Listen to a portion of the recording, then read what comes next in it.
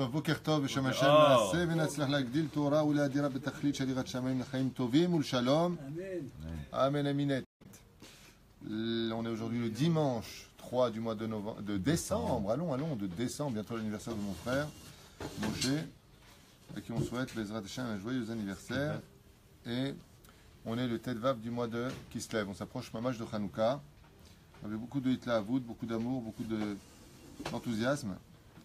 On dédiera ce shur comme d'habitude pour l'élévation de l'âme de Claudine Khamisha Batoriat Kouka, Léa Shalom, pour la refoua shlema de tous les malades d'Israël Bichlalam, Chaya Bat Miriam, Morat Miagdosha Vateora, Talia Bat Efrat Miriam aussi, David Chaim Ben Noah, Yafa Bat Shemesh, כל אחד ואחד לפי דרגתו ומעלתו, יהודה בן אליהו, זיו בן, je sais pas. Yaakov Ben Shitri. Yaakov Ben Shitri. Kol Chol Israël, Bechol Atar Ve'atar. Juste un tout petit instant sur les patients. Rabbi David Ben Esther. Rabbi David Ben Esther. C'est qui celui-là? Tu parles de moi là? Non. Ah d'accord. Moi je vais bien grâce à Dieu, tout va bien. Vézé Ouzé, Tov. Une fois de plus, on n'est pas loin du 10, comme je le disais tout à l'heure à Rabbi Asher Cohen. Celui qui peut nous aider par le biais de PayPal, celui qui peut nous aider par des virements, Tavo Alav Beracha. On a 26 payes à faire pour la fin du mois avec la Vrechim. Les loyers à payer. Veod Arber Bedvarim, encore beaucoup de choses. Ma collègue qui fonctionne. À rythme lent certes, mais qui fonctionne quand même. Aval le Ikar du Ikar, c'est la Torah. Velachen, Nitrekez, Ba, Torah Gdosha. On est dans le Pele Yoetz, Shara Chaim, la vie. Alors on va voir ce qu'il va nous découvrir ici. Nous faire découvrir avec le mot la vie. Qu'est-ce que c'est pour vous la vie, chers amis?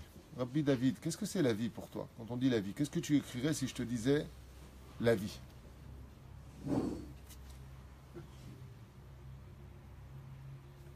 Rien à dire. Tu ne sais pas. Et toi, Aracher, qu'est-ce que tu dirais si je te disais, qu'est-ce que tu dis sur le mot la vie? Elle a une importance. La définition pour nous de la vie, c'est la question. Ça veut dire si je te dis c'est quoi vivre pour toi, qu'est-ce que tu me répondrais? C'est quelle trace indélébile on laissera justement après. Oh, quelle trace indélébile on laissera après notre mort. C'est comme ça que toi tu définis la vie. D'accord. La vie n'est qu'un passage. Donc, mais c'est quoi la vie pour toi? C'est le présent. La vie c'est une vie quand elle devient une vraie vie. C'est-à-dire que si pour lui, la vie c'est une galère.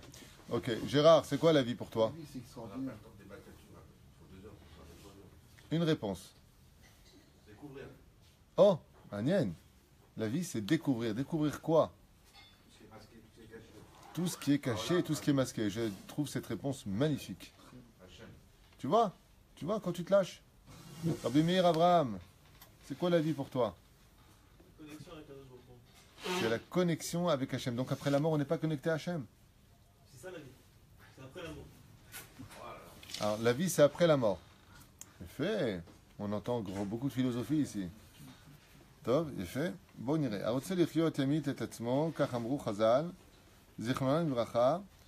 Celui qui veut vivre dans ce monde se doit de mourir dans ce monde. Ça veut dire quoi ça, se doit de mourir?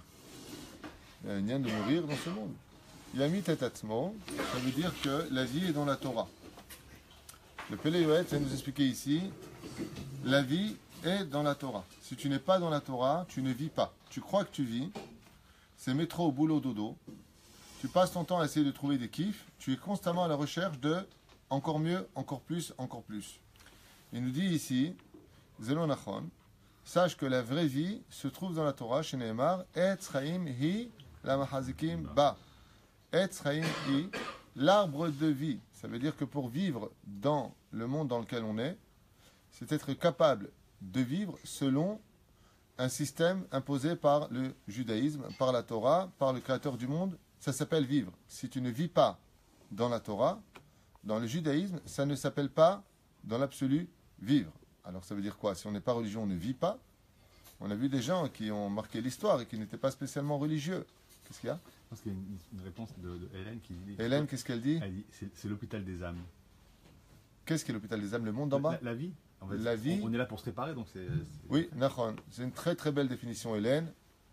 Il y a fait Méod, effectivement, le monde. D'ailleurs, j'ai fait un cours qui s'appelle l'hôpital des âmes. Non, j'ai fait un cours il y a 3 ans qui s'appelle. Le titre, c'est l'hôpital des âmes. Et effectivement, l'hôpital des âmes, pour moi, c'est Eretz Israël, Dafka. Parce que Eretz Israël est une terre qui vient, comme le dit la Gemara, nettoyer l'homme de ses fautes. C'est-à-dire, on lui pardonne les fautes d'avant. Et Eretz Israël, Kol akavur be'Eretz Israël, kilu kavur tachat hamizbeach. Les Chachamim nous disent que la terre d'Eretz Israël, mechaperet ba Adam, ba Admato, Bezrat Hashem, elle fait la capara des fautes. Donc c'est vrai que l'hôpital des âmes, c'est en Eretz Israël. C'est pour ça que c'est pas évident de vivre ici, même si la vie est très belle. Parce que Bémet, on fait une capara. Et ce que dit Hélène, c'est un petit peu ce que moi je voulais développer quelque part, c'est que vivre, c'est venir régler des choses. Par exemple, on a un proverbe qui dit « Qui paye ses dettes s'enrichit ». La vie, c'est la richesse. C'est-à-dire, quand est-ce qu'on s'en rend compte, malheureusement? Quand on est sur le point de partir. Le Yetzer Hara nous avait dit une fois, Rabbi Nachman de Breslev, que le Yetzer Hara, son point fort dans la morale de l'homme, c'est de lui persuader qu'il est éternel. Il le persuade. Il dit, si l'homme était conscient qu'il n'était pas éternel, il demanderait vite pardon, il réglerait vite ses dettes, il arrêterait ses bêtises. Mais on ne pense jamais à la mort. Et là, il nous dit le Baal Peloetz, Arotse lichiot, yamit et atzmo. Celui qui veut vivre, yamit et atzmo. Il doit se tuer. Mais celui de quoi va pas se tuer, Chaz Shalom. Pérouche d'abord qu'il doit être conscient de 2 choses. La première, c'est qu'il doit éliminer tout ce qui est obstacle dans sa vie pour servir Hachem. Et la deuxième chose, qu'il pense tout le temps que demain, il peut partir de ce monde. Ce n'est pas, sachez-le, ce n'est pas négatif de penser comme ça. Au contraire, Rabbi Nachman, il dit, si tu veux vivre heureux, imagine-toi que c'est ton dernier jour. Pourquoi? Tu vas en profiter à fond.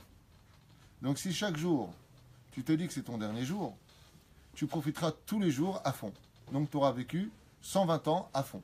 Comme ça dit Rabbi Nachman, lui qui a vécu si jeune, je crois qu'il est parti à 40 ans, 39 ans, 38 ans, il a vécu et il a écrit tellement d'ouvrages, il a fait tellement de grandes choses, que tu vois bien qu'il a profité de chaque jour. Vous Pérouche d'Avar que des fois on se prend la tête, ouais, je vais acheter, je vais lui faire, je vais prendre. Non, il y a une personne qui a prêté une somme d'argent qui a 75 ans, 76 ans, et qui a dit, bon, dans plusieurs années, tu me le rendras. Il faut être très courageux pour dire une phrase pareille. Qui t'a dit que tu vas vivre demain, Bichlal? Zélo, tu comprends? Zélo pachout, zélo cal.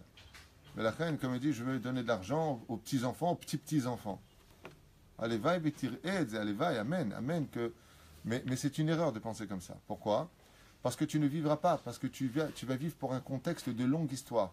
Comme vous voyez que la Torah, par exemple, nous demande, elle, on en a souvent parlé dans les cours, mais je le redis parce que c'est adéquat, il y a, par exemple, dans la Torah, plusieurs versets qui nous disent « Ayom ». Ayom al levavecha. Combien de temps Dieu te demande de faire teshuva?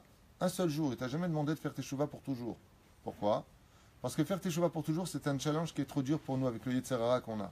Donc juste aujourd'hui, tu mets la jupe. Juste aujourd'hui, tu mets le kisouille. Juste aujourd'hui, tu te lèves à la prière. Juste aujourd'hui, tu es kové imtim la Torah. Le lendemain vient, tu recommences la même chose. Juste aujourd'hui. Pourquoi? Parce que personne n'a de garantie que demain, il n'y a pas une bombe qui tombe sur nous. Ou qu'on fait un accident. Ou qu'on tombe d'un étage. Personne n'a de garantie. Quand on entend l'Oralenu de l'Alechem sans noircir l'image, mais c'est la vérité. Quand on entend toute la journée comme ça, il faut aller au cimetière, et lui il est décédé. Qu'est-ce qu'il a eu? Infarctus. Notre ami qui était avec Maurice, il n'avait rien du tout. Il a dit, j'ai mal au cœur, j'ai un point ici, il n'a pas eu le temps de rentrer dans la voiture, il est mort sur place. Est-ce que quelqu'un aurait imaginé si jeune qui part? Personne ne peut dire, moi je vais vivre. Azlachen, tichia et ayom. Rabotai et Rabotai, tzrichim ladat, que vivre, ça comprend aussi des dimensions complètement différentes. Vivre veut dire remplir son rôle. C'est pas marqué dans Péléoetz, en tout cas je ne l'ai pas encore lu, enfin je ne l'ai même pas fait du tout, je vais le faire avec vous, mais il y a une chose qu'il faut savoir, c'est que vivre dans ce monde veut dire remplir son rôle. Dogma, si vous avez un commandant qui donne à un capitaine un bateau, donc c'est le capitaine du bateau, il lui dit voilà, je veux que tu m'emmènes tous ces hommes sur l'île, quelle île? Maurice si vous voulez, ou l'île, non Maurice c'est pas bon en ce moment, l'île quoi? De la Guadeloupe. Hein? Tu as été en Guadeloupe, tu es J'ai fait une grande maison, j'ai accueilli 40 personnes dans ma chambre. Mais ça on s'en fiche. Ce que tu as fait en Guadeloupe ne nous intéresse pas spécialement, c'est juste un exemple que je voulais donner, d'accord? L'île des coquelicots. Allez, faddal. Et qu'est-ce que fait ce capitaine? il les emmène partout sauf sur cette île. Est-ce qu'il a rempli son rôle de capitaine? C'est un bon capitaine, il était sur un navire. Seulement, il les a emmenés partout là où lui il a voulu, mais pas où là le commandant lui avait demandé. C'est comme la date qu'il faut comprendre que vivre dans ce monde, c'est d'être capable d'amener son nefesh, ruach et neshama vers la dimension que Akadosh Baruch Hu nous a fixée. Par exemple, nous n'avons pas tous le même rôle sur Terre. Pas du tout. Il y en a qui sont venus pour étudier, comme Issachar, au moins 10 heures par jour. Il y a des gens qui sont venus pour ça. Ça, c'est la tribu de Issachar. Il y a des gens, ils ne sont pas venus pour étudier toute la journée. Ils ne sont pas venus pour ça. Ils sont venus pour étudier comme Zevulun. 1 heure le matin, 1 heure le soir. Et eux, leur tafkid à eux, c'est de prendre des vêtements, de les vendre. C'est de donner de la lumière, ce sont des électriciens, aux autres. Ils sont venus pour donner de la lumière physique aux autres.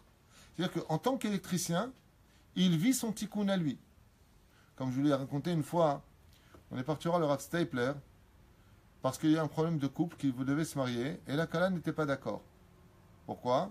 Elle voulait un avraire qui étudie toute la journée et l'avraire qui lui a dit non. Le matin, je suis au kollel, l'après-midi, je veux travailler dans la boutique de mon père qui vendait des costumes Rechov Rabbi Akiba à Bnei Brak et je veux travailler l'après-midi. Je ne veux pas vivre avec 2000 shekels par mois. J'ai besoin de travailler. Je ressens le besoin de travailler. Mais j'étudie quand même 4-5 heures par jour. Donc la Kala, très fière d'arriver devant le Rav Stapler, le père du Rav Kanevski, lui dit Vodarav, Anirotza Avrech. Et lui, il a répondu Anirotziliot Avrech Etziyom, Vela Avot Etziyom. Alors le Rav Kanevski a répondu Qui t'a dit que son tikkun à lui, c'est d'étudier toute la journée? Qui t'a dit que son tikkun à lui, c'est pas de Malbish Harumim, d'habiller des gens? Et la femme a été très surprise, la Kala, de la réponse du Rav. Qui t'a dit que son tikkun à lui, c'était pas d'habiller des gens? C'est-à-dire qu'il faut comprendre que nous avons, dans le peuple d'Israël, 12 façons différentes d'être juifs. C'est incroyable. 12 tribus, 12 façons d'exister, avec 12 drapeaux différents et 12 sarim différents, c'est-à-dire ministres différents. 12 rabbanim différents. 12 façons d'être un juif. Vous avez la tribu de Dan, comme on en a parlé hier, qui font quoi? Dan Yadin Amo. Le tafkid de Dan, c'est de juger le peuple d'Israël. Ce sont des juges. Le tafkid des Lévi'im. C'est stupide si on est un peuple. Chacun vient sur la terre d'Israël et prend son chélek. Vous avez vu que les Lévi'im, eux, n'ont pas de part à Eretz Israël. Parce que pourquoi ils n'ont pas de part? Alors le but c'est de s'installer sur cette terre. Le but c'est de vivre cette terre. Le but c'est de pratiquer la Torah sur cette terre. Eux, c'est des anges. Ils sont dans un monde de transition. Ils sont au Beth Amikdash. Alors on va leur donner les villes de refuge. On va les accueillir. Mais leur but à eux, contre toute attente par rapport au fait que la Torah nous cite des centaines de fois l'importance de vivre en Israël, leur but à eux, c'est de vivre en Eretz Israël, mais pas comme les autres. Ben, c'est pas normal, on est tous juifs, on doit tous aller dans le même kivoun. Non. Non. Non. Son kivoun à lui, c'est de chercher un lieu, de trouver le lieu de transition. La tribu de Lévi sort du lot. La tribu des Kohanim, si on peut appeler ça une tribu qui n'est pas une tribu, eh bien c'est de servir le peuple au Beth Amikdash. Et qu'est-ce que vous faites là-bas? Sortez dehors, allez comme tout le monde, à la Beth Knesset. Là, c'est pas notre tafkid. Quand il y avait le Beth Amikdash, les Kohanim étaient au Beth Amikdash. On appelait le Kohen Idiot et le Kohen Gadol. Chacun avait un rôle. Et même en tant que Kohanim, le Kohen Gadol n'avait pas le même rôle que le Kohen Idiot. Le Kohen qui était simple. Il n'avait même pas la même façon de s'habiller. Ça veut dire qu'on voit que l'accoutrement, le comportement et les rôles à jouer sont différents dans le judaïsme. De là, chers amis, on comprend que vivre, ça veut dire remplir son rôle. Maintenant, la grande question que Hélène pourrait poser, ou les autres, comme Émilie, c'est, d'accord, alors quel est mon rôle? Le Hari nous dit, ton rôle, le Hari Akadosh nous dit, il te sera donné par en haut. Tu sauras quel est ton rôle. Tu vas être mené dans la vie à vouloir faire des choses, mais ça ne va pas aboutir. Ça va t'emmener autre part. Tu verras que, comme c'est marqué dans les Teilim, Rabot, Mahashabot, Belevish, Vatzat Hashem Itakum. Toi, tu remplis de torchni, tu as ça dans la tête, tu vas faire ça, tu veux faire ça. Mais il n'y a rien qui se fait comme tu veux. Alors tu penses que tu n'as pas de mazal. Tu te gourres. C'est pas que tu n'as pas de mazal. C'est que Hachem, pour l'instant, comme le Rav Mir Abraham Ayakar, lui, il voudrait tout le temps rester en Eretz Israël. Pour l'instant, il est obligé de faire ses allers-retours au Canada. C'est parce qu'il il est canadien. Ah ouais. Pas de chance, il est canadien et marocain. Il va bientôt être là. Et donc, Il va bientôt être là, j'ai l'impression. pourquoi il est là-bas? Arrête, Hachem, il peut lui changer sa situation en 2 secondes. Tchic-tchac, il fait ce qu'il veut, Hachem. Pourquoi il a besoin de prendre cet avion, de voyager pendant 11 heures pour arriver au Québec, descendre et aller travailler? Bijouil Alma, Lama. Réponse, parce qu'il n'a pas fini son tafkid. Il y a encore des gens dans l'avion avec qui il va s'asseoir, il va discuter, il va leur dire au Tam Bitchouva. Ils connaissent pas Rabbeinu. Ou des gens qui ne connaissent pas Rabbeinu, comme ça s'est passé à Natania, où j'ai fait connaître dans l'organisation de Florence, Sadoun, la Torah de Rabbeinu à un bon niveau. Alors, résultat des courses, il y a des tafkidim. Pourquoi tu es arrivé là-bas? Pour faire connaître la Torah de Rabbeinu, pas pour autre chose. Ça s'appelle vivre sa vie. Je vais vous donner un exemple plus dramatique. Les gens jaloux auront vécu la vie de tout le monde, sauf une vie, la leur. Parce qu'ils sont constamment, leurs yeux rivés sur le bonheur des autres, qu'ils croient être un bonheur pour eux. Voilà, lui, il travaille, voilà, lui, il gagne bien sa vie, voilà, lui, vient de commencer, il réussit, voilà, lui, il a fait à peine une rencontre, il a déjà fait un contrat, voilà, celui-là vient de s'asseoir, il est déjà à 3 contrats au bout d'une semaine, alors que le mec, ça fait 1 mois qu'il n'en a pas fait un. Il a ses yeux rivés sur les autres. À partir du moment où tu es constamment en train de vivre la vie des autres, tu es certain que tu es quelqu'un de mort. La jalousie mène à la mort. Et c'est marqué noir sur blanc. Akin'a ata'ava ve'akavod motzi'im et ha'adam min ha'olam. Celui qui recherche le kavod, donc qui n'est peut-être pas sa vie, celui qui est jaloux des autres, Akin'a ata'ava, et celui qui a des envies, il se retire de ce monde avant son temps. Lama. Parce que tu n'es pas en train de jouer à ton rôle. C'est comme ta vendeuse ou ton vendeur, tu lui dis, regarde, toi tu vends les canapés, qu'est-ce qu'il fait? Il va vendre les meubles de l'autre côté de la cuisine. Mais qu'est-ce que tu fais? Là-bas j'ai déjà quelqu'un. Si vous êtes les deux là-bas, ouais, mais ça se vend mieux. Mais c'est pas ce que moi je veux, il te dit Hachem. Moi je veux pas que tu vendes ce que toi tu veux. Je veux que tu vendes ce que moi j'ai besoin pour toi d'exister. Comme le dit ce fameux proverbe sorti de Rabbi Nachman, le jour de ta naissance est la preuve que le monde ne pouvait pas tourner sans toi. D'accord, mais qu'est-ce que Dieu attend de toi dans ce monde pour lequel tu es indispensable pendant ton laps de temps de vie? Mais la reine, chaque personne, lui, doit adhérer à ce qu'on appelle le tafkid de sa vie. Comment on peut le savoir? Eh bien, c'est très simple. D'abord, nous avons les grandes allées. Les grandes allées, commençons par l'homme ou par la femme? Commençons par l'homme. La Gemara nous dit, quand un homme part de ce monde, tous les hommes passeront par les mêmes questions. Les mêmes questions. Kavata itim la Torah? Est-ce que tu as fixé un temps d'étude à la Torah? Est-ce que tu as été droit dans tes affaires? Est-ce que tu as attendu la venue du Mashiach? Est-ce que tu as étudié la Torah avec des piles poulim? C'est-à-dire, est-ce que tu piles pas le tabac? Et Vanta Davar, Mitor Davar, est-ce que tu as étudié le Zohar? Est-ce que tu sais c'est quoi le Etzraïm? On va lui poser ces questions-là, elles sont générales. Donc, déjà, par rapport à ça, peu importe qui tu es dans ta vie, par rapport à ton rôle, ça, c'est déjà une chose de sûr. Que tu sois un homme qui soit venu donner de la lumière, un plombier, que tu sois un homme de métier, un homme qui construit Eretz Israël, un homme qui construit des familles. Baruch Hashem, tu aides, tu fais du chesed. Tu n'es pas quitte de ces questions-là. Ça veut dire que quoi qu'il advienne, fixer un temps d'étude, tu ne peux pas dire, moi, je suis venu que pour du chesed. En davar kazé. La personne qui dit, tu sais, moi, je ne suis pas spécialement religieux, mais par contre, j'aide tout le monde. Voilà, je suis venu aider tout le monde. Le Yetzerara, Habibi, t'a eu, mamash, les yeux dans les yeux, il t'a eu. Lama, parce que c'est bien de faire du chesed. Mais le chesed, il est fait qu'à partir du moment où tu le fais au nom d'Hachem. Pour le faire au nom d'Hachem, il faut étudier la Torah pour savoir comment le faire au nom d'Hachem.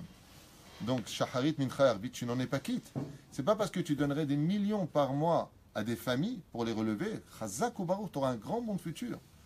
Mais le problème qu'il y a, c'est qu'il y a marqué Kol Israël Yesh Lahem. C'est comme si je te dis, tu sais, je t'ai acheté une voiture. Au bout de 2 mois, tu me dis d'accord, mais tu me la donnes quand? Je te promets là, toi, elle est à ton nom. Mais d'accord, mais tu me la donnes quand? Yesh Lahem Halek l'Olam Haba. Tu as un monde futur. Mais on t'a pas dit si tu y arriveras. C'est-à-dire que si tu n'as pas les clés qui ouvrent les portes pour accéder au monde futur, comme l'Igbo Haïtim la Torah, fixer un temps d'étude, qui t'a dit que tu auras un monde futur? Le mec, il vient, c'est un homme qui est généreux avec tout le monde. Il n'est pas chômeur Shabbat. Mais quoi la kavod? C'est bien. Continue à aider. Mais tu aurais pu être un bon coluche, toi aussi, un bon chrétien. C'est pas ça qui fait de toi un juif. Mais la panoplie du juif, fait très attention à cela, chers amis. C'est qu'on a tous des rôles différents à jouer. Par exemple, imaginez ces grands personnages qui étaient Herzl ou Ben Gurion, Golda Meir, Weizmann, ou tous ces grands Meraglim, tous ces grands personnages qui ont contribué à l'État d'Israël. Imaginez sur la tête d'Herzl une kippa. Un homme qui pratique le Shabbat. Comme avait dit une fois Yitzhak Shamir à un grand congrès en Espagne, Shabbat oblige, désolé, je ne viendrai pas à votre congrès, alors que c'est lui qui devait parler.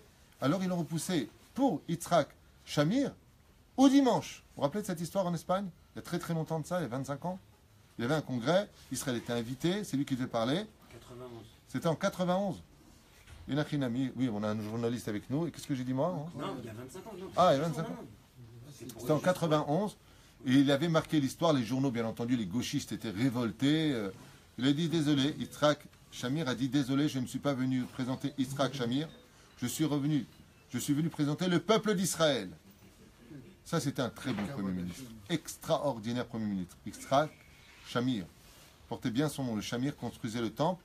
Mais lui, qu'est-ce qu'il a fait? Il a fait un énorme Kiddush Hashem. Énorme Kiddush Hashem. Imaginez que ces gens-là, comme Herzl ou Ben Gurion, soient des chômeurs Shabbat. Dougma, avec le rôle qu'ils ont rempli de créer une armée, créer une ville, créer des villes, créer un pays. C'est extraordinaire. On vit aujourd'hui un peu grâce à eux, qu'on le veuille ou pas, monter et descendre. Ils ont une participation à cela. D'accord? Mais qu'est-ce qui leur manque? Pourquoi dans le monde des yeshivot, on ne dit pas Aleem Shalom, Zecher Tzadik Vekadosh Livracha, Ma Chaserlo? Tu as rempli un grand rôle, et ton rôle était parfait. Seulement le jour de la mort, Herzl et Ben Gurion, eux aussi, se sont confrontés à « Donne-moi tes heures d'études. Donne-moi tes heures d'études. » Alors, les élèves du Rav Kook ont l'habitude de dire « Oui, ils sont comme Yosef Hatzadik, ses frères ne l'ont pas reconnu. Parce qu'il est habillé comme un goy, il paraissait être un goy. » Ah bah, slicha, si tu veux comparer Herzl à Yosef Hatzadik, alors qu'on parle comme il le faut. Parce que Yosef Hatzadik, en Égypte, pendant 80 années de règne, n'a jamais fait une seule avéra. Shomer Shabbat, Shomer Mitzvot, Miniar Tfilin, Akol. Astiek Kamou Adasof. La reine, quoi que tu fasses de ta vie, quoi que tu penses être dans ta vie, sache que tu as une base minimale, quand tu es un homme, de ce que nous venons d'exprimer. Viud Batora, tu dois mettre Rashi, tu dois mettre Rabinutam Chabibi. Selon Rav Ovadia Yosef, c'est obligatoire aujourd'hui, tu donneras même des comptes, il écrit dans Chazon Vadja, celui qui met pas Rabinutam, ou Alichotolam, je ne me rappelle plus. Vechoulé, vechoulé. À partir du moment où tu es Shomer Shabbat, tu portes un tzitzit, tu as une kippa sur la tête, on ne fait pas Arba Amot sans kippa. Azata Beseder. Tu es un juif, comme disait une fois Rabbi Israël Ben Eliezer, le Baal Shem Tov, une fois il a dit à ses élèves, venez voir c'est quoi un juif accompli. Alors ils sont venus voir un juif accompli, et les a amenés vers un cordonnier, dans un village. Vous savez qu'ils avaient l'habitude de voyager d'un endroit à l'autre. Je n'ai pas raconté des histoires du Baal Shem Tov, alors je le fais maintenant. Il les a amenés dans un très très lointain village, et là-bas, ils ont vu un homme avec une espèce de streimel sur la tête qui revenait de la bête à Knesset avec son tic de tefilin, son sac de tefilin, et il allait ouvrir sa petite boutique, il commençait à prendre des clous et réparer des chaussures d'hommes et de femmes. Les élèves du Baal Shem Tov, ils ont dit, un homme accompli? Mais un homme accompli, Kvodarav, c'est vous, un homme qui étudie la Torah toute la journée.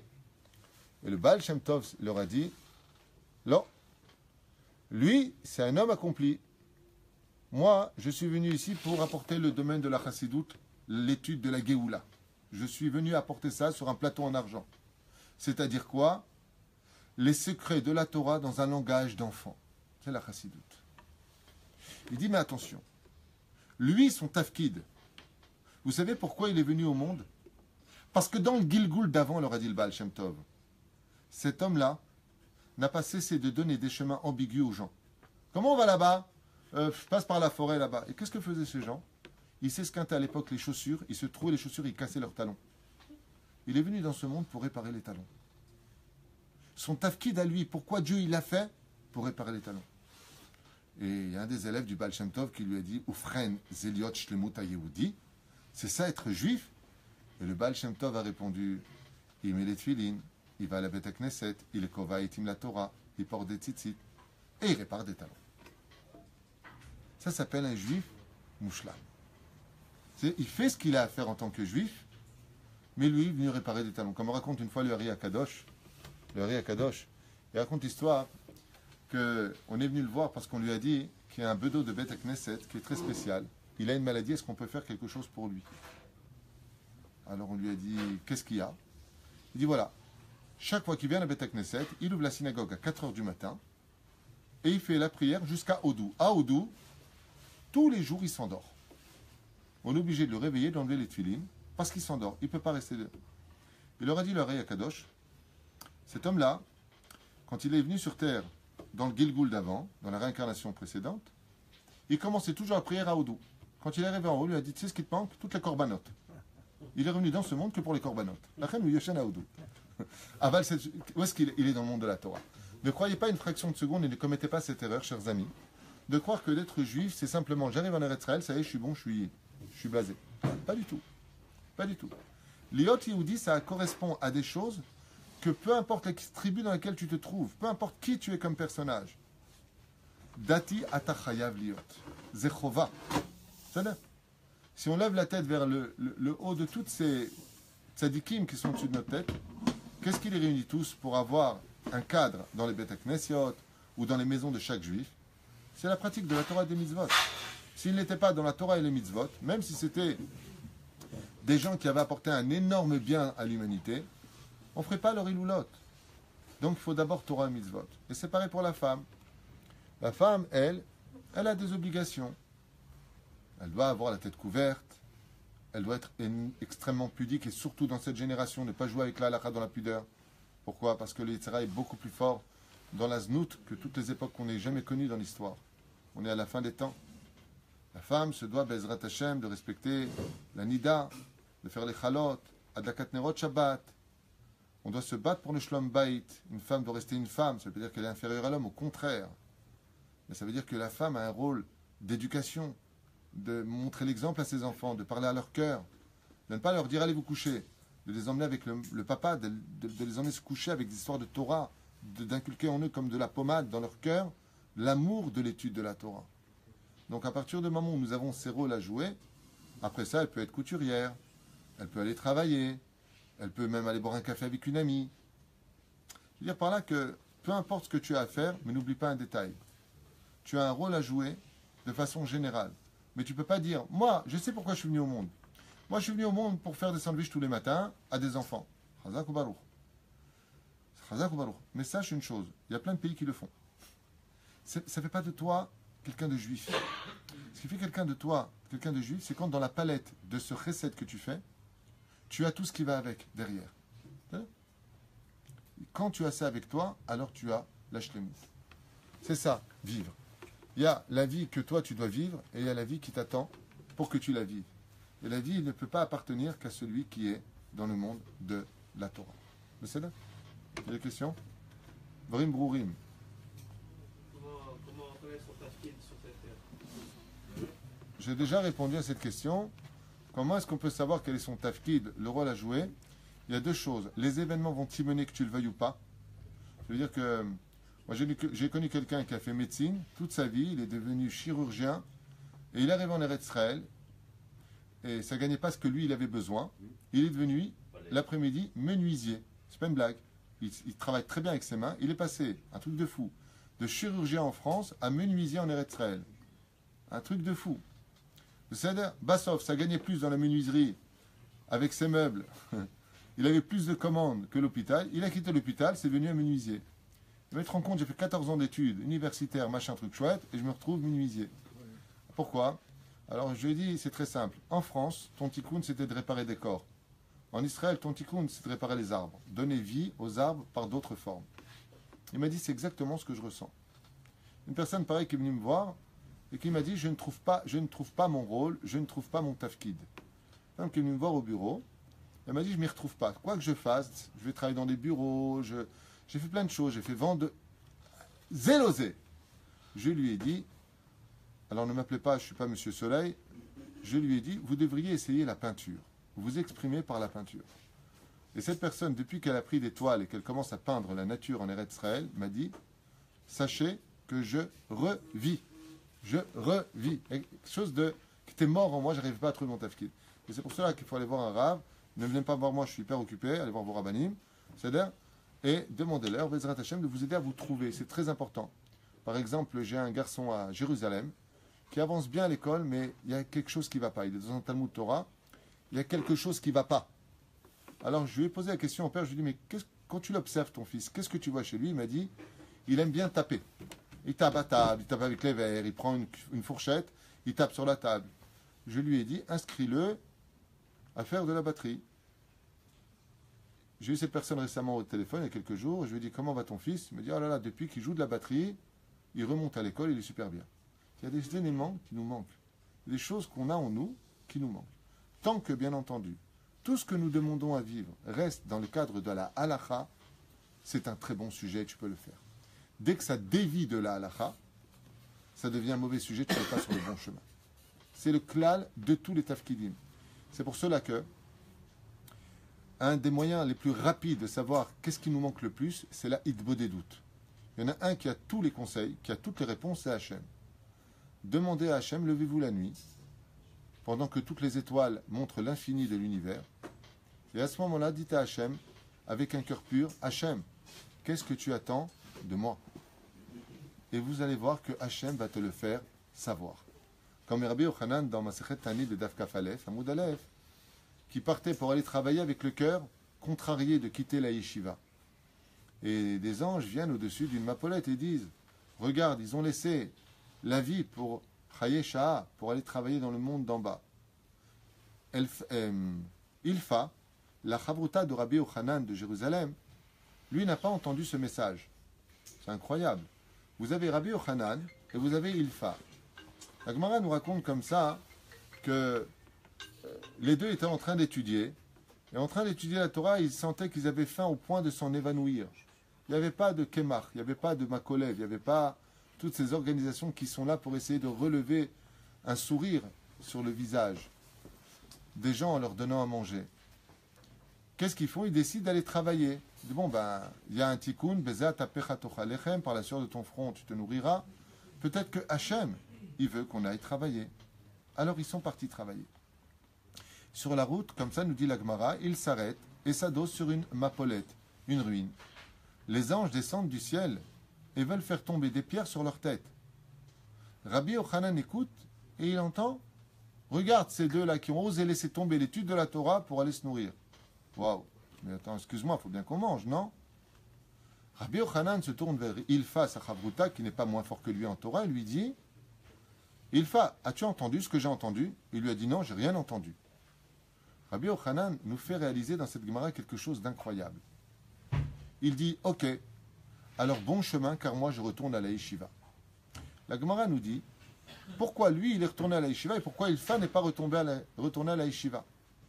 Réponse de Rabbi Yochanan, apparemment, s'il n'y a que moi qui ai entendu et que lui n'a pas entendu, c'est que son tikkun à lui, c'est pas d'être toute la journée en yeshiva, c'est d'aller aussi étudier la Torah, mais d'aller travailler.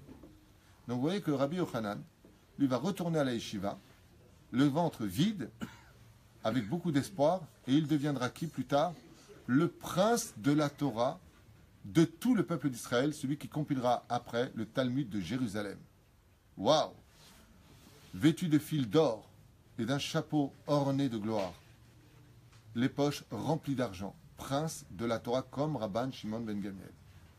Ilfa viendra plus tard et dire mais c'est pas juste. Moi j'ai autant de Torah, j'ai étudié la Torah en travaillant. Et donc là, il va le mettre à l'épreuve dans la Gemara. Si je ne suis pas capable de répondre au Mishnayot, alors jetez-moi à la mer, je suis prêt à mourir noyé, et il fera un sans faute. Un examen donné par les plus grands de cette époque, et Ilfa fera un sans faute, parce que la journée en travaillant, il ne cessait d'étudier toutes les nuits la Torah. Le tafkid de Ilfa n'est pas plus effacé que le tafkid de Rabbi Yochanan. Mais la seule différence qu'il y a, c'est qu'il n'avait pas le même rôle à jouer. Vous voyez que dans la vie, il y a des sons qu'on entendra et il y a des sons qu'on n'entendra pas. Des occasions qui se présenteront et des occasions qui ne se représenteront plus. Comment on peut savoir quand on vous fait une offre, si cette offre-là est ce que veut Hachem? Réponse très simple. Asel et Harav, va voir ton Rav. Ton Rav va réfléchir et va te dire, attends, on te propose de travailler à Jérusalem, tu habites à Ashdod, par exemple. Ok. Combien on te propose de l'heure? Ok. Tu t'en sors pas de toute façon avec une somme pareille. Ça te fait partir le matin, tu me dis à 5h du matin, donc tu grattes Shaharit, il n'y a plus d'études de Torah, c'est automatiquement un piège du Yetzirara.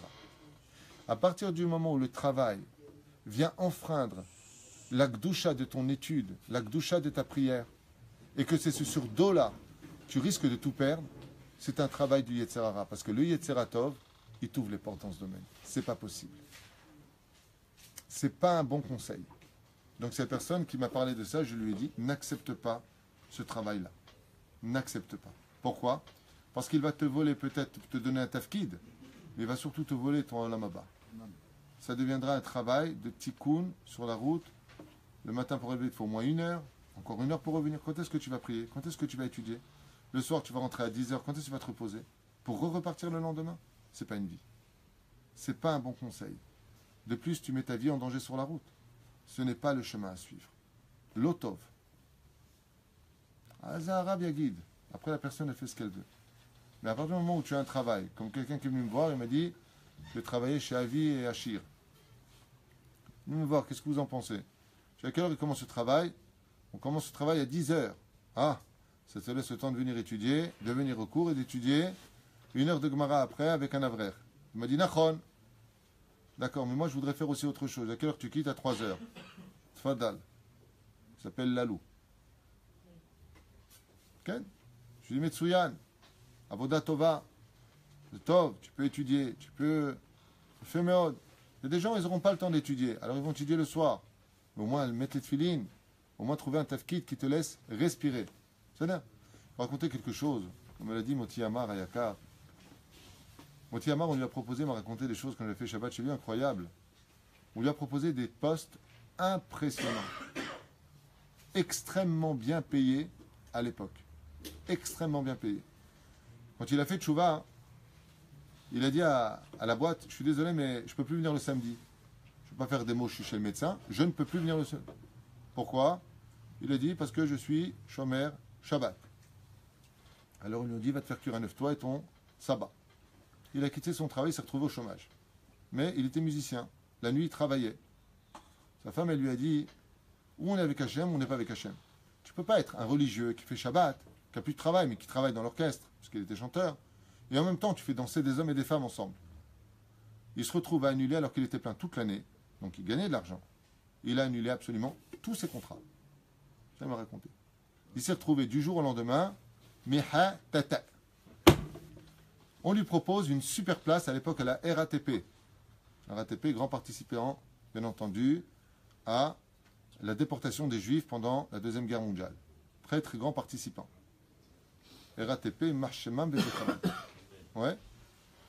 Qu'est-ce que fait la RATP? Elle lui propose un poste en tant qu'ingénieur en informatique à l'époque pour une somme, on parle à peu près de plus de 30 000 francs par mois.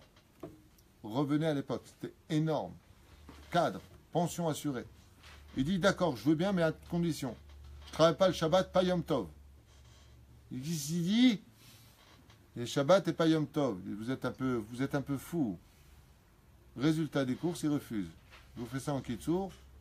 N'ayant plus rien ici, en France, il prend ses valises et il vient en Eretz Israël. On me propose une place de folie. Au Brésil, au Canada, je ne me rappelle même plus. Mais une place de folie. Alors il dit bien, on y va. Sa femme, elle lui dit non, on n'y va pas. Si on doit quitter la France, c'est pour concrétiser la nation juive. On va en Israël. La Kadosh Baruch Hu, Mazé, Tipel, bon. Il est arrivé en Eretz Israël. Et ici, par contre, on lui donne son Shabbat. On lui donne le Yom Tov. On lui donne Chol HaMoed. Et il trouve un travail magnifique. Ça, c'est le salaire de quelqu'un. Pourquoi je prends son exemple à ce grand personnage qui est Mordechai Amar, Moti Amar? Parce que c'est un exemple de celui qui fait Misirut Nefesh, d'un tafkid, d'un rôle à jouer. Aujourd'hui, grâce à lui, il soutient la Torah, il kovaitim la Torah, ou shomer al atzmo. C'est un bel exemple. Pourquoi c'est un bel exemple? Parce que lui, il a compris une chose. Quoi que je sois comme tafkid, que ce soit musicien, que ce soit ingénieur en informatique, que ce soit dans les Nadlan, comment on dit, dans l'immobilier, peu importe ce que j'ai, si ça me prend mon rôle de juif, de servir Hachem, c'est que dans mon service du Chol, je ne sers pas Hachem. Le Zenora Vayom Lishmoa d'avoir casé. Vous ne pouvez pas savoir ce que je vous dis, combien c'est important. C'est-à-dire que, comme une fois, j'ai dit à un patron, tu viens à Semincha, il m'a dit, ma pitom, j'aimerais bien venir, je n'ai pas le temps. Je dis, ah, tu es ouvrier. Non, je suis le patron. Je dis, non, un patron, il a le temps. Un patron, il dit à sa société, tu marches pas. Tu te tais pas. Donne la papate. C'est ça, un patron. Un patron de société, c'est celui qui prend le temps d'exister. Sinon, c'est pas un patron. Comme une fois, Il y a un homme qui est venu ramasser de l'argent pour des pauvres, un rave. Il est venu ramasser de l'argent pour des pauvres. On lui a donné l'adresse d'un homme très très riche. Alors, n'ayant pas pris de rendez-vous, et sur le tas, il arrive comme ça, et puis il y a une vitre entre la salle d'attente et le patron. Donc il observe. Et le patron, il regarde comme ça, et il lui fait des yeux style, oh là là, tu me saoules toi. J'ai pas le temps de te recevoir, en plus tu es venu sur rendez-vous. Mais il voit un beau rave comme ça, avec une belle barbe. Alors Kavod à Torah, il avait quand même du Kavod pour la Torah.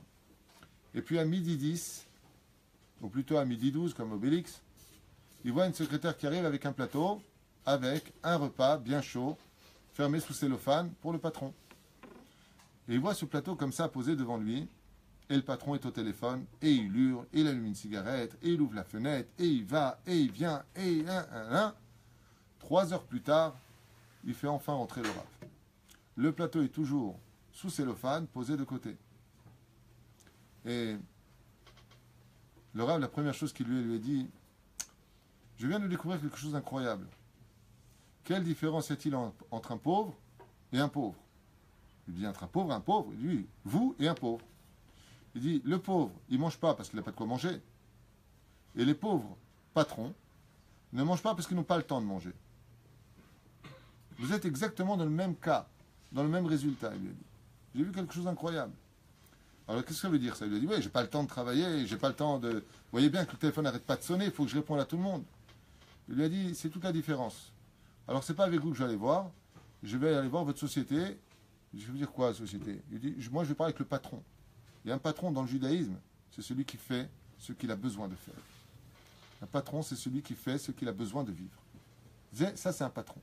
Mais sinon, tu n'es pas un patron. C'est pour ça qu'en hébreu, vous avez une différence dans le mot travailler qui définira si tu es le patron ou l'ouvrier de ta société. Il y a le mot Eved et il y a le mot Melacha. Avoda, Melacha. En hébreu, quand vous prononcez ces deux mots, Avoda, ça veut dire travail. Melacha, ça veut dire travail. Alors pourquoi deux mots pour dire une chose? Pas du tout. La racine du mot Avoda vient du mot Eved. Ça veut dire que dans la vie, dans le Tachles, si je suis ouvrier, je dis Ani Oved Po. Aval, si je suis patron, Melacha vient du mot Melech. Je suis roi. Et un roi, il fait ce qu'il veut. C'est la différence dans l'hébreu entre le mot Avoda et le mot Melacha. D'accord? Comme c'est marqué, Sheshet Yamim Te'aseh Melacha. Ovayom Hashibei Shabbat Hashem Elokecha. Dans la Torah, c'est marqué pas le mot tu travailleras Avoda. C'est marqué le mot Melacha. C'est-à-dire qu'un juif qui veut avoir un travail qui soit le mot Melacha, un travail de bénédiction, c'est un juif qui arrivera à trouver un travail avec l'aide d'Hachem, bien entendu. Il faut prier pour ça. Qui le laisse vivre aussi son judaïsme. Ça ne s'appelle plus un travail, ça s'appelle un Melacha. Une différence en hébreu dans la racine des mots. C'est-à-dire, Eved pator mi'amizvot shazman grama. Le Eved est qui des mitzvot provoqués par le temps. Aval Melech, lui, il est chayav b'chol hamizvot à un d'écart que le roi ne peut pas se déplacer sans Sefer Torah sur lui. Ça, c'est un patron. Un vrai patron, dans une société, c'est celui qui s'octroie le temps d'étudier la Torah, le temps de vivre sa Torah, et le temps de faire vivre avec lui tous ceux qui l'accompagnent. C'est un roi. Sinon, ce sont tous des avadim. On croit, comme beaucoup de gens, métro, boulot, dodo, ils ont des sociétés, ils travaillent. Ouais, mais on ne sait jamais dans la vie, on met de côté, et ils meurent. Et après, Masita kol haim, avdu alecha. Tu n'as même pas eu le temps de profiter de ton argent. Tu n'as même pas offert un voyage à ta femme. Même pas tu bouges. Va t'acheter au moins de belles choses, puisque tu as, Dieu t'a donné. Profite de ce monde. Mais profite de ce monde intelligemment. Pas gaspiller de l'argent, il y a tellement de gens qui n'ont pas, que ce serait dommage de jeter de l'argent. Moi, il y a des gens que je condamne dans ce domaine. Ce sont ceux qui font des soirées à jeter leur oseille dans n'importe quoi, ceux qui jettent des tonnes d'oseille dans des casinos, alors que cet argent-là, si tu l'avais donné à la Torah, là-bas, tu n'aurais pas gagné 36 fois la mise. Là-bas, c'était certain que tu aurais gagné et personne n'aurait pu te le prendre et tu n'aurais jamais perdu. Chaval. Chaval de jeter tellement d'argent, tellement de choses. Quelqu'un m'a raconté récemment qu'au casino, il voit des gens jeter des $1000, $2000. Comment tu fais ça? 600, 700 dollars, c'est un avraire pour un mois. Quand tu pars de ce monde, tu quittes ce monde, tu vas mourir, qui que tu sois, tu meurs. Même Abraham est mort. Yitzhak est mort. Moshe Rabbeinu est mort. Mets-les dans la Torah, la punaise de toi. Mets-les dans un monde. Gâte ta femme avec. Achète quelque chose à tes enfants. Fais quelque chose. Donne du sourire. Fais du chesed avec. Tellement d'argent à jeter. Hein? Transfère-les au Olam Haba. Transfère-le au Lamaba. Là-bas au Lamaba. On va au cimetière. C'est des gens qui ont vécu comme toi. Ils sont tous morts. Toi aussi, tu iras là-bas. Ksat Chochma. Tu prends une voiture, tu prends la meilleure assurance du monde et tu prends Makif et tu prends attention contre le vol et anti-vol et tu mets le truc satellite, on ne sait jamais où aller. Tu payes et tu payes et tu payes. Tu prends Yes, tu prends Hot, tu prends les abonnements, tu payes 250 shekels et tu payes les téléphones. Fais un abonnement à Kolel. Ici on a Dorat Keva. Fais un abonnement. Fais un abonnement à la Torah. Hot, qu'est-ce que ça t'apporterait que du Bitoulzman et d'Aznout à la télévision? Yes, Khalli, yes. Tu רוצה גיהינם? Yes. מה זה השטויות האלה? תשקיע comme une fois Rabbi Tarfon. Rabbi Akiva vient le voir et lui a dit, tu peux me donner 1000 pièces d'or? Rabbi Tarfon était très très riche. J'ai une super affaire à faire. Il a une super affaire à faire. Il lui dit, on est associés? Il a dit oui. Rabbi Tarfon, il ordonne à ses serviteurs d'apporter un coffre de 1000 pièces d'or. Voici que les années passent. Rabbi Tarfon vient voir Rabbi Akiva en lui disant, nous et nos affaires. Il dit, viens, je vais te montrer. Qu'est-ce qu'il y a? Et il voit une énorme yeshiva qui a été construite avec des 400, 500, 600 élèves qui sont dedans. Il lui dit, voilà. Rabbi Tarfon, il lui dit, écoute, moi je suis un homme de Torah. Rabbi Tarfon, Tana, il a qui? Ouh. Tana Elohim. Il lui dit, mais c'est pas une affaire. Il lui dit, c'est pas une affaire. Il lui dit, montre-moi une seule de tes affaires qui t'a autant apporté de mitzvot dans l'Olam Haba. Et Rabbi Tarfon a serré Rabbi Akiva dans les bras et lui a dit, Zo iskatova. Ça, c'est une très très bonne affaire. Comme cet homme qui avait beaucoup d'argent, je vous en avais parlé la dernière fois, ce millionnaire qui est venu voir le Ben Ishraï. Et il lui dit, voilà, Vodarav, je veux une bracha, je veux construire un hôpital à Jérusalem. Il a dit, hôpital à Jérusalem? Pour soigner des corps? Il a dit, oui, mais les corps, de toute façon, même si tu les soignes, un jour ou l'autre, ils mourront. Ben Ishraï. Alors il lui a dit, oui, c'est juste, alors qu'est-ce que je dois faire de mon argent? Il lui a dit, fais l'hôpital des âmes. Hélène, c'était le cours. L'hôpital des âmes. Il lui a dit, achète un terrain aux Anglais. Et il a acheté le terrain aux Anglais. Construit là-bas une grande yeshiva. Et il a construit une yeshiva. Comment s'appelle cette yeshiva? Juste en face du kotel, la yeshiva de Porat Yosef. Là où tous les grands, les gdoléadors d'Israël sont sortis. Sfarad, tous. Son Rabbi Ezra Atia, Alav Shalom, le Rav Mordechai Eliyahu, le Rav Ovadia Yosef, le Rav Bakshi Doron, Kol gdoléador, tous sortent de cette yeshiva. Le Rav Ben Sion Abba Shaul, le Rav Bi Yehuda Tzadka, comment il s'appelle? Kol Agdolim, Rabbi Yaakov Hades, tous sont sortis de là-bas. Vous vous rendez compte du sachar, du salaire qu'a cet homme? Ishkia. Il a mis son argent dans le bon endroit. Aujourd'hui, cette yeshiva est blindée et sa réputation est sans pareil. La yeshiva de Porat Yosef. Vous vous rendez compte? Rabbi Yitzhak Kadouri sort aussi de là-bas. Vous vous rendez compte? Ashka. Il aurait mis cet argent dans un super bête malone en Angleterre ou aux États-Unis. Aucune ashka. Ça appartiendrait à ses petits-enfants, à ses petits-petits-enfants. Et après, Maasita, Kloum. Là, tu as formé tous dans tes murs à toi des Talmidei Chachamim. Baruch Hashem. כך אמרו רבותינו זכרם לברכה, מסכת תמיד, ל"ב עמוד א', יש בזה שתי פנים, האחד שלא יתנהג להיות מפונק, מלומד בתענוגים לאכול, בשובע ולכסה עתיק. Il dit donc, basé la mitat atzmo, ne viens pas chercher tous les plaisirs de ce monde, trop manger, trop dormir, trop profiter, parce que ce n'est pas pour ça que tu es né. Alors maintenant tu dis, attends, on n'a pas le droit d'être malheureux. Non. Pour l'instant, tu es sur le ring, tu es en train de te taper. Tu es en train de te taper à Adam Lamol Yulad. D'accord? Quand est-ce que le boxeur il reçoit ses 15 millions de dollars?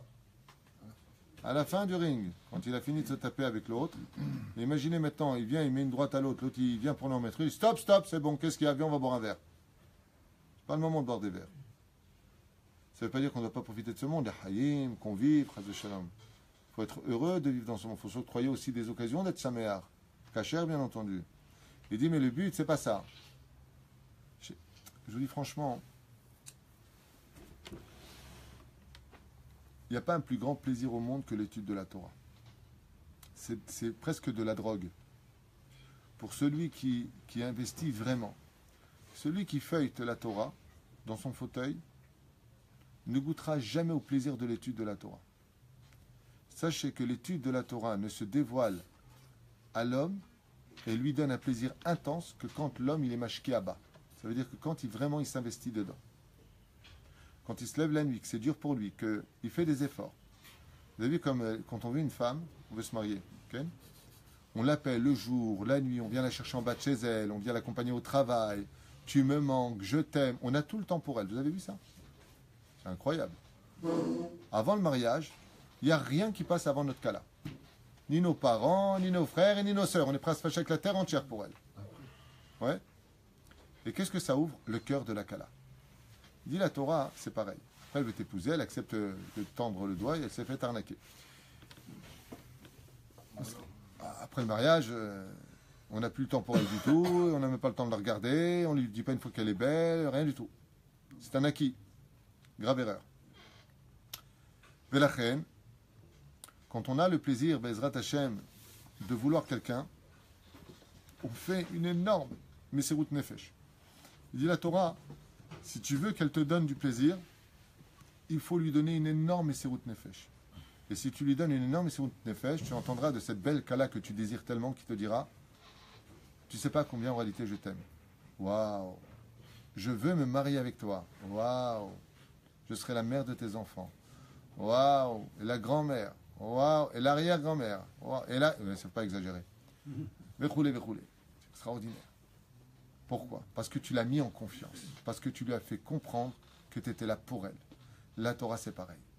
Quand tu lui fais comprendre à cette Torah que tu es là pour elle, que Béhémet est prêt à tout donner pour elle, que rien ne passe avant elle, alors tu verras toute ton étude changer et pénétrer ton âme. Et Béhémet, tu ne pourras plus passer d'études. Tu ne pourras plus. Elle sera dans ton sang, comme un rendez-vous d'amour. Et puis on la verra autrement. On la vivrait autrement, c'est sûr. La reine, pour cela, il faut laisser un petit peu... Quand tu fais un chidour, tu n'as pas le droit de faire un autre chidour à côté du chidour. Tu arrêtes ton chidour, tu passes à un autre chidour. C'est pareil. Pourquoi on dit que les tanougim dans ce monde, il ne faut pas les prendre? Bien sûr que tu dois les prendre, mais tu dois les prendre avec ta kala. Je vous donne un exemple. Imaginez que le mec il est en chidour avec une femme et qu'à elle, il lui donne plein de mots d'amour, mais dès qu'il fait un super truc, il part en randonnée sans elle. Ils sont fiancés, bien sûr. Ça y est, ils ont fait le vort et tout. Il profite d'un super bon restaurant avec tous ses amis, mais elle n'est pas là. Il va à droite, elle n'est pas là. Qu'est-ce qu'elle va lui dire, la kala? Attends, tu dis que tu m'aimes, tu dis que tu ne peux pas te passer de moi, mais en attendant, tu te fais tes kiffs tout seul. D'accord? C'est exactement ce que dit la Torah.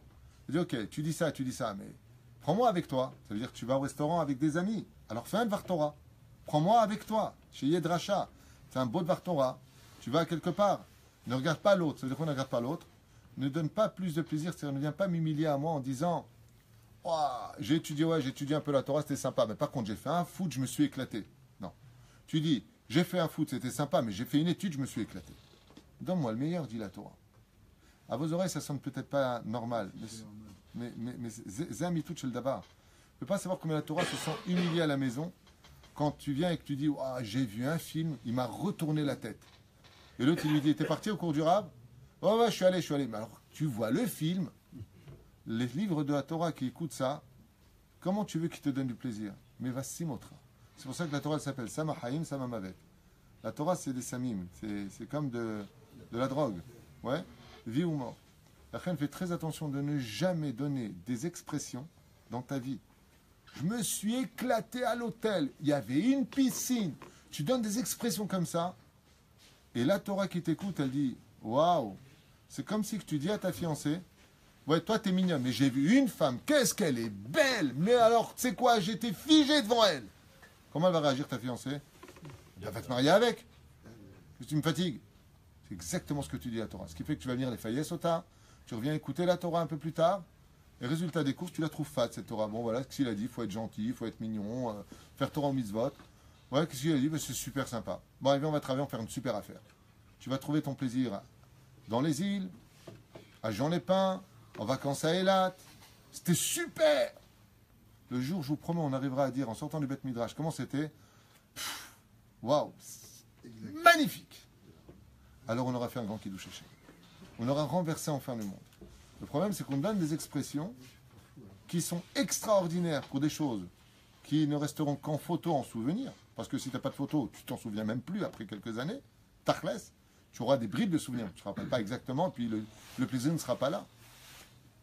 Mais par contre, l'espoir du bonheur, quand on le veut, on va chez des gens qui n'ont jamais dit des choses banales de ce monde, c'était extraordinaire. Mais par contre, ils ont dit de l'étude de la Torah, c'est extraordinaire. Comme ces gens qui sont capables de danser quand ils comprennent un Tosfot. À l'Yeshiva, on voyait des gens qui n'arrivaient pas à étudier Tosfot. Et des fois, je rentrais comme ça, et je voyais des gens qui se levaient de table et qui dansaient devant tout le monde. Et ils tapaient sur la table. Allez, viens, on va boire un verre. Qu'est-ce qu'il y a? Ils venaient de comprendre un Tosfot. Ils venaient de comprendre un Tosfot. Les Pérouchadam. C'est ça, vivre, chers amis. Vivre, c'est d'être capable de prendre les vrais bonheurs dans la vraie adresse. Et quand tu vas vivre des bonheurs pour ton corps, parce que ton corps aussi a besoin de vivre des bonheurs, il faut respecter ça. Tu dois profiter de ce monde. C'est une ordonnance de la Gemara. Pourquoi tu n'as pas profité de mon monde? Mais qui te le demande? Hachem. Donc qu'est-ce que veut Hachem? Que tu le prennes avec lui. Il veut que tu prennes cette Torah avec lui. Et quand tu es capable de la vivre, une fois je finirai juste avec cette histoire. Il y a un Bachour Yeshiva qui a étudié la Torah toute sa vie. Il est né dans la Torah, il a étudié la Torah toute sa vie. Et du jour au lendemain, un truc de fou, un Bachour Rav Nebrak, écoutez, cette histoire est extraordinaire, parce que c'est une grande leçon de morale. La Matorah, il avait fini plus de 13 fois le chasse.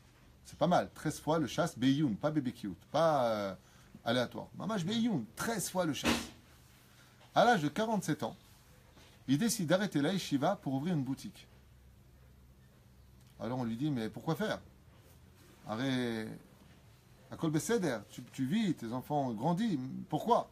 Il a répondu, écoutez bien, ça fait 20 ans que j'emmène Hachem dans Choshen Mishpat, les lois du travail, les lois de la vie, comment se comporter dans la vie, et ça fait toutes ces années que je vis ça dans un Beth Midrash. Je voudrais l'emmener avec moi dans la rue. Je vais ouvrir une boutique pour vivre maintenant les halachot. Passer la théorie à la pratique. Exactement. Il a voulu passer de la théorie à la pratique. Son rave, quand il a entendu ça, il a éclaté de rire et lui a dit Yalla, tfaddal. Il a dit, je veux voir si vraiment je suis droit dans la vie. Est-ce que quand on me donne un billet, est-ce que je vais le rendre ou pas? C'est facile ici dans les livres. Ani c'est les notes mina olamazé avec mon Shulchan Aruch dans les mains. Azene marashrei ayotze mina olamazé talmudo beyado. Heureux l'homme qui sortira de ce monde avec le Talmud dans ses mains. Il a voulu le mettre en pratique. Ça ne veut pas dire que tout le monde peut le faire. C'est bien. Regardez bien très souvent ce qui se passe. C'est qu'il y a des gens qui sont à yeshiva, des fois ils sortent de la yeshiva et en général, la grande généralité, quand tu sors de la yeshiva, c'est la chute directe. Le monde, il te prend. Et là, il va te prendre toutes les expressions que tu aurais dû dire toutes ces années à la yeshiva, tu vas les mettre dans le khol. Comme j'ai connu un Bachour yeshiva qui m'a dit, je suis parti au casino. Waouh, oh là là là là. Parti en Égypte, jouer au casino, il m'a raconté. Waouh. Je l'ai mis sur le noir, c'est le noir qui est sorti. Alors, j'ai hurlé. Waouh.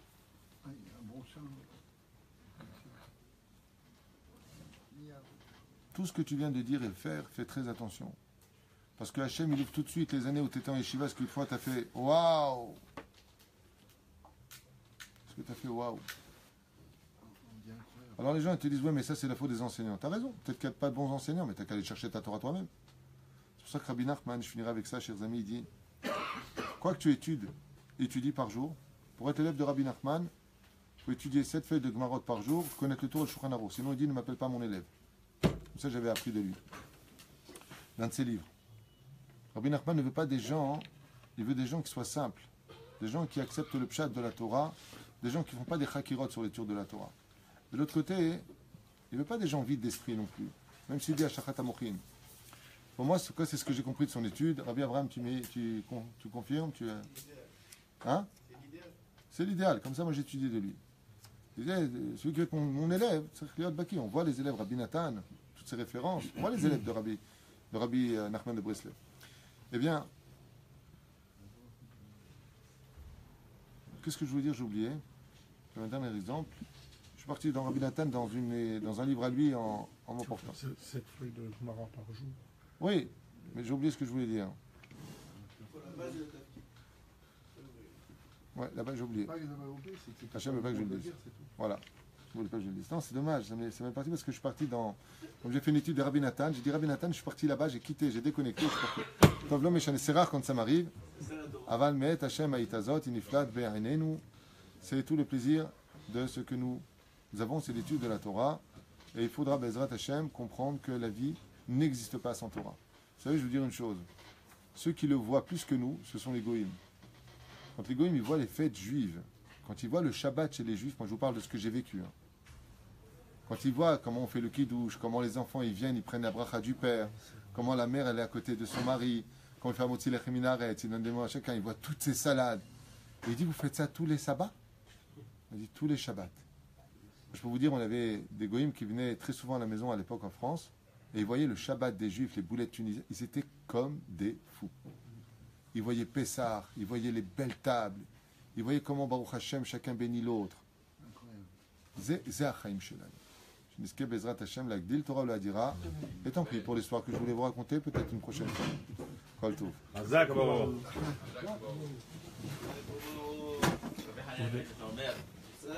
Merci.